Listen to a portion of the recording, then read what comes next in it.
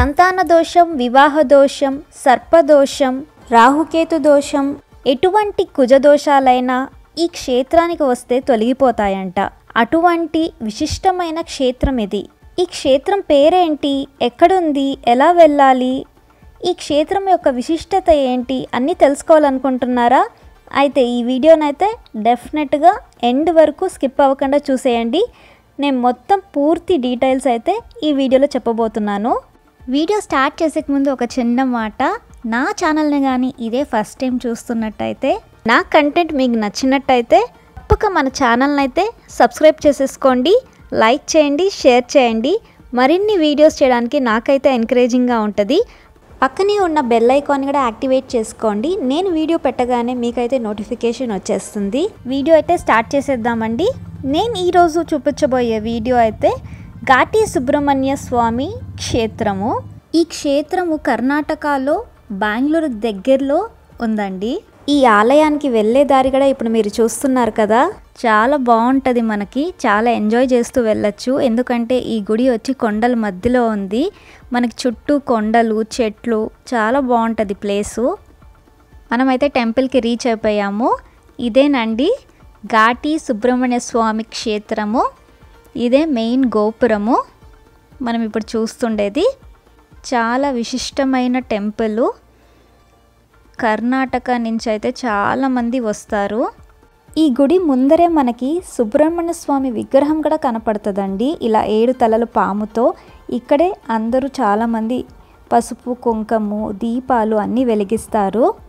ఇదోనండి శ్రీ క్షేత్రం Ghaati Subrahmanya main entrance ఇది. మనం ఇప్పుడు లోపలికి వెళ్ళిపోతున్నాము. మంగళవారము, ఆదివారము ఈ టెంపుల్ అయితే చాలా రష్గా ఉంటుంది. మిగతా రోజుల్లో కొంచెం రష్ తక్కువే ఉంటుంది. ధర్మదర్శనం కూడా ఉంటుంది. తర్వాత లేదు అంటే మనకి రష్ ఎక్కువగా ఉంది అంటే మనకి 50 రూపాయల టికెట్ అలా కూడా ఉంటుంది. మేమైతే రష్ లేదని చెప్పి ధర్మదర్శనానికి వెళ్ళిపోతున్నాము. ఇదోనండి, ఇదంతా టెంపుల్ లోపల వ్యూ. మనం ఇక్కడ పైకి ఎక్కి ఇలా దిగుతున్నాము.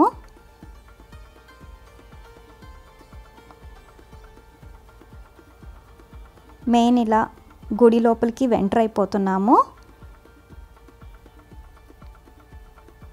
ధ్వజస్తంభం కూడా మనకు కనపడుతుంది. చూడండి ధ్వజస్తంభము. ఈ టెంపుల్ టైమింగ్స్ వచ్చి మార్నింగ్ 6:30కి ఓపెన్ అయితే నైట్ 8:30 దాకా ఉంటుంది. అసలు క్లోజ్ లేదు టెంపుల్. నేను కొన్ని పిక్స్ యాడ్ చేస్తున్నాను మీకు టెంపుల్ వ్యూ లోపల ఎలా ఉంటుంది ఏంటి అని. అలాగే నేను ఈ స్థల పురాణం గురించి కూడా చెప్తానండి. సో దట్టమైన కొండల నడుమ కొలువున్న సుబ్రహ్మణ్య స్వామి గురించి అయితే మనం ఇప్పుడు తెలుసుకుంటున్నాము.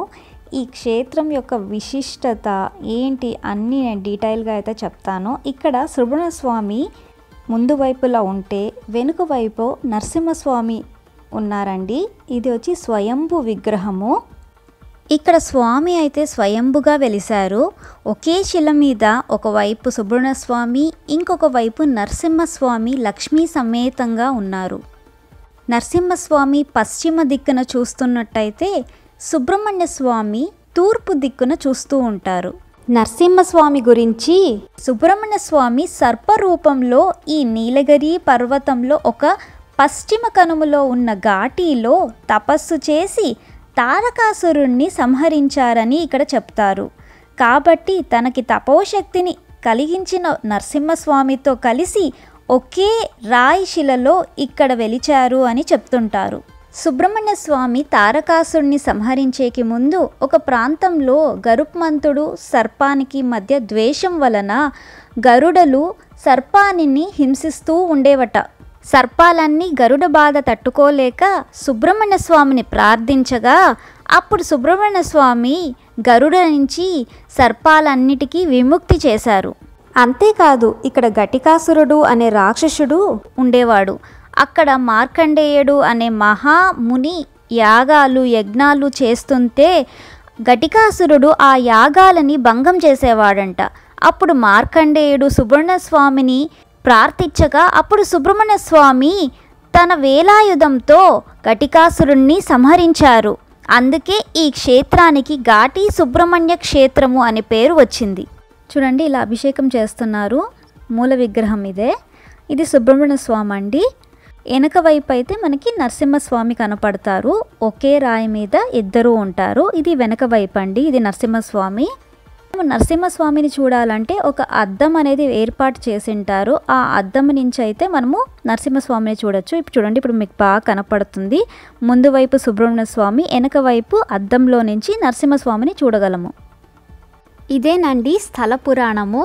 సర్పరూపంలో సుబ్రహ్మణ్య స్వామి, నరసింహస్వామి లక్ష్మీ సమేతంగా స్వయంభుగా ఇక్కడ వెలిచారండి. ఇది అలంకారం చేసినాక ఫోటో అండి. మీరు స్పష్టంగా చూడొచ్చు. ముందు వైపున సుబ్రహ్మణ్య స్వామి, వెనకాల అద్దం వైపులో నరసింహస్వామిని. స్వయంభుగా ఇక్కడ వెలిచాక ఇక్కడ గుడి ఎలా కట్టించారు అనే దానికి కూడా ఒక కథ ఉంది. ఆ కథ ఏంటో ఇప్పుడు తెలుసుకుందాం మనము. 800 ఏళ్ల కిందట చరిత్ర గల క్షేత్రం ఇది. ఈ స్థల పురాణం ప్రకారం ఒక తముల్పాకుల వ్యాపారి వ్యాపారమైన తర్వాత ఒక రాయి మీద సేద తీర్చుకుంటూ ఉండేవాడట. ఒకసారి అతనికి, నా మీద భారం వేసి ఎందుకు పడుకున్నావు, లేయి అని మాటలు వినిపించాయట. ఇంకొకసారి వ్యాపారి సేద తీర్చుకుంటూ ఉండగా ఆ సమయంలో వ్యాపారికి కలలో స్వామి తన నిజస్వరూపంలో దర్శనమిచ్చి, నేను ఇక్కడే 20 గజాల దూరంలో ఉన్నాను, ఈ విషయము నా భక్తుడైన బళ్ళారిలో ఉన్న సంతూరి మహారాజుకి చెప్పు అని తెలిపినాడట. ఆ వ్యాపారి వెంటనే లేచి అక్కడే పోతున్న ఒక బ్రాహ్మణుడికి ఈ విషయాలన్నీ తెలిపి ఇద్దరూ వెళ్ళారంట. వాళ్ళిద్దరూ అక్కడ చూసినప్పుడు స్వామి స్వరూపంలో ఒక సర్పము దర్శనమిచ్చి అదృశ్యమైందట. వాళ్ళిద్దరూ రాజు దగ్గరికి వెళ్ళి అన్ని విషయాలు వివరించారు. అప్పుడు రాజు, నేను రాలేను కానీ ధన సహాయం అయితే చేయగలను అని చెప్పారు. రాజు వెంటనే వచ్చి విగ్రహ దర్శనం చేసుకుని గుడి గోపురం కట్టి ఆ బ్రాహ్మణునే పూజకు నియమించారట. ఇప్పటికీ అదే వంశస్థులు పూజలు చేస్తూ ఉన్నారు. ఈ స్వామిని మధ్య సుబ్రహ్మణ్య అని కూడా పిలుస్తారు.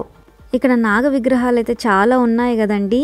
ఇక్కడ అందరూ వచ్చి వాళ్ళ దోషాలు, దానికి పరిహారాల కోసం ఇక్కడ ప్రతిష్ఠిస్తూ ఉంటారు. ఇక్కడ ఈ టెంపుల్ అయితే కర్ణాటక బెంగళూరు నుంచి 58 కిలోమీటర్స్ ఉంటుంది. హిందూపూర్కి వెళ్ళే రూట్లో ఉంటుంది.